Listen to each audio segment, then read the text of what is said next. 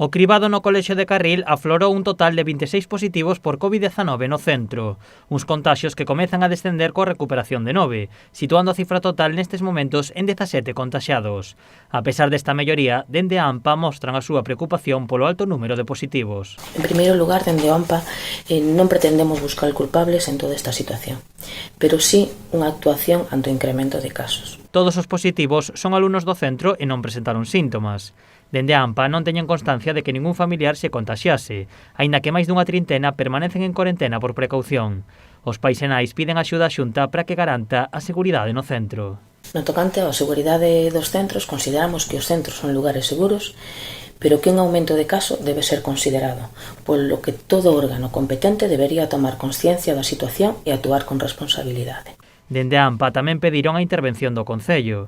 O Goberno local xa pediu permiso á Xunta para desinfectar o centro, xa que estas tarefas non son da súa competencia. Por parte do Concello recibimos resposta tomando a decisión de desinfectar o centro. Este é un comezo ante esta situación.